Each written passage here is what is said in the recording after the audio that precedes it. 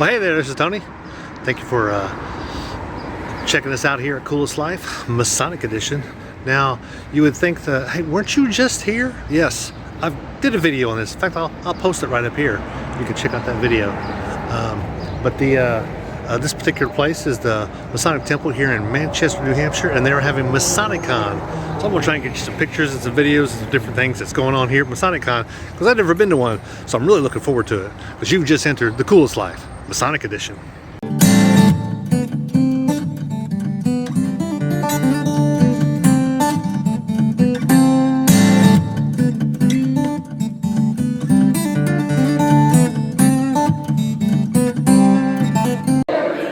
Well, we are inside, and this particular part of it is downstairs in the main room. I actually did a video of this big room once before, but on a Grand Lodge session in New Hampshire, I already showed you that link. But this is, they have a lot of items for sale, and also organizations. Like this was Eastern Star here. And they got items for sale, ties, and all kinds of stuff. Kind of, in comparison, kind of what you would find at a Grand Lodge session. There'll be a lot of vendors there, especially before pre-COVID. There's a whole lot of vendors here selling different things, communication devices, print shop company for all Masonic logos, anything you need printed.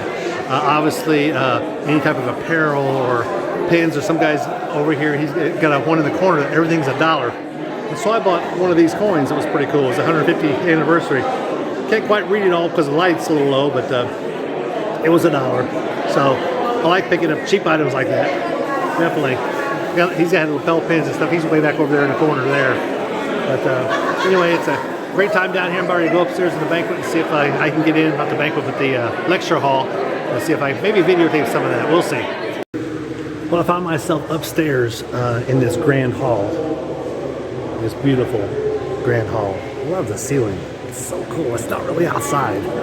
But what they do here is they set up a video screen, which is right here, this piece right here, and they'll have the brothers that are coming in. They'll set all around this edge here, and they give a presentation. This last presentation was on what was it on?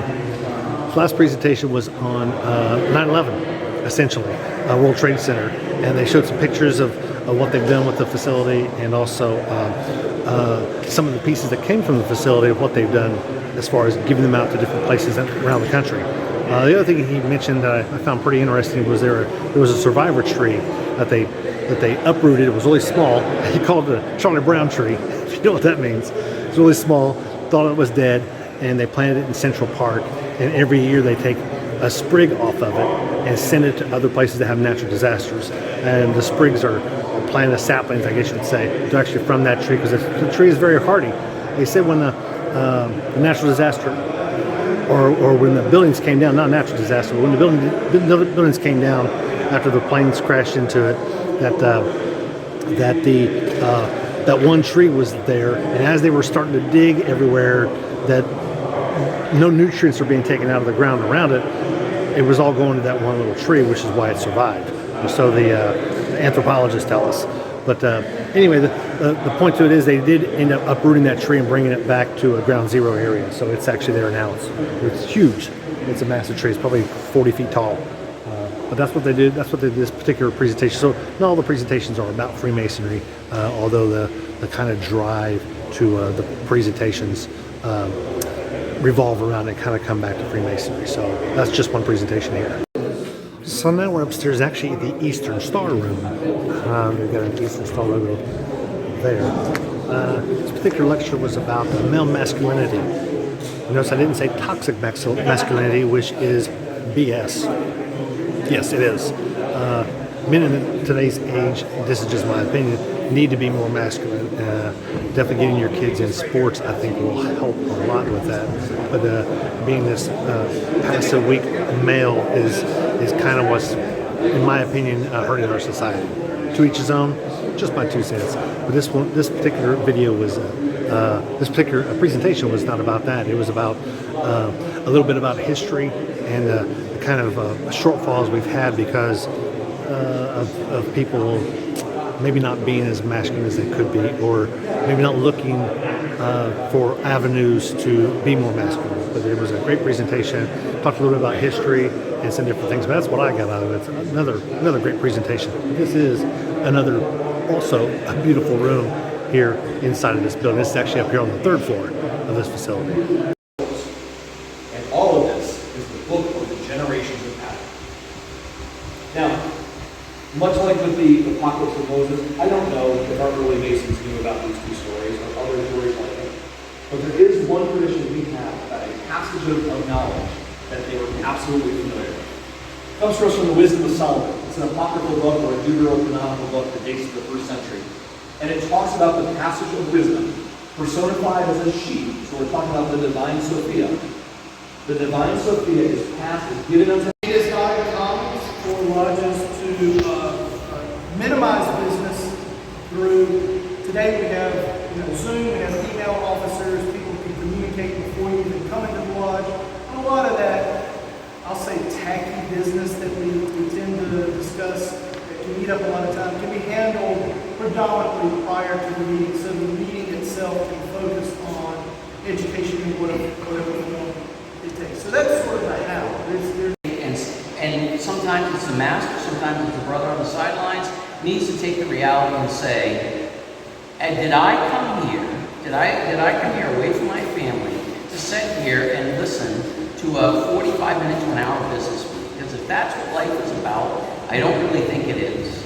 And I got to tell you, I recently had a meeting in a lodge that's going through a merger process, and they're going through the painful part of deciding it's time to merge. The lodge is really dying, it's time to merge somewhere else.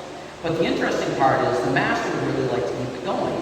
But yet one brother on the sideline actually had the courage, the secretary, to say, he said that I'm going to be secretary through the end of the year, but I'm going to tell you, the last year of meetings that we've been having, if this is what masonry is, I'm walking out the door at the end of the year. And he said it very bluntly, and I think it kind of was a cold splash of water in everybody's face. And I think that's the reality that a lot of lodges need to take. A brother needs to stand up and be that bold to do it if it's not what's happening, because the reality is that the meeting, the business part of it should be a minimal part of it. You should have a good speaker, you should have a program. As Sean said, sometimes the speaker doesn't come mark. I mean, in this jurisdiction, several years ago, we put together a speakers bureau that we keep promoting, that's getting called upon, and I think that's important. But I got to be honest with you, I think it's ultimately to the lodge leadership to take that bull by the horns, look at other speakers, look at presentations, and start doing that. You got to start doing it internally. Grand Lodge can only do so much. We can provide stuff, but the reality is that lodges, the lodges need to start from their own, need to have their own lodge education programs. Committees, and they can do meetings offline, committees, blah, blah, blah. So it's sort of like think of the state legislature. The work is really in the committees, not in the whole when they come together as a whole. So let them do that. A lot of that work is done here, blah, blah, blah. They correspond with the master officers' meetings. There are a lot of things that can be done differently. And then lastly, I would add about Masonic communication. In addition to what you heard from Get something for them to come back for. So if your meetings, if you're not doing education, if you're not, if you weren't doing that before, you better start doing it now. Myself, from a Grand Lodge level, I've done a lot of activities, what I call goodwill activities. I did a thing called Lodge on a Train. What was Lodge on a Train? This must have been a fascinating thing. You know what I did? I had 120 brothers. We took them up on a scenic railroad. You know what it was? They had a nice meal, and they just had time to socialize together. I had no problem filling it out.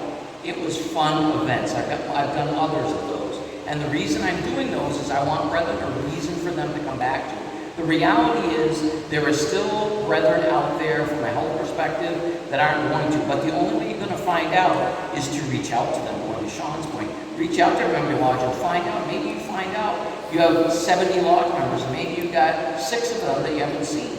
And maybe the 6, until it's like they got the good sign, until they got the plus sign from basically God himself down, they're not coming back out. You're going to have to deal with that. But you've got to have something to come back to. But again, the other thing I think when you communicate with your brothers and reach out to them, don't reach out to them and say, you're going to come to the meeting. How are you doing, my brother? Because I'm going to tell you, for a lot of them, they haven't. And from the Grand Lodge level, you're absolutely correct. It still amazes me. I'm still finding out brothers that died during 2020 from COVID that we're just finding out about now, literally almost a year and a half later. And So So that was a good time. I hope you got a lot out of what the Symbols Grand Masters were stating. One to the left was from DC. The one to the center was the current sitting Grand Master in the great state of New Hampshire. And the one to the right was a past Grand Master of the great state of North Carolina, which I should be, we've got a few videos for North Carolina and got a few more coming up in probably, oh, I don't know, September. I think I'll be in North Carolina. So hopefully you'll be able to see some more videos of that. But this Masonic Con was a really great experience. I'm definitely looking forward to helping one happen in the state of Georgia, or at least down south somewhere, and maybe even attending a few more.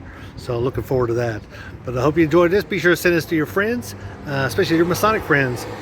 And don't forget to like and subscribe. With all the subscribers I can get, we just hit a milestone of over 600 subscribers. Hope to get 1,000, I don't know, maybe by the end of August.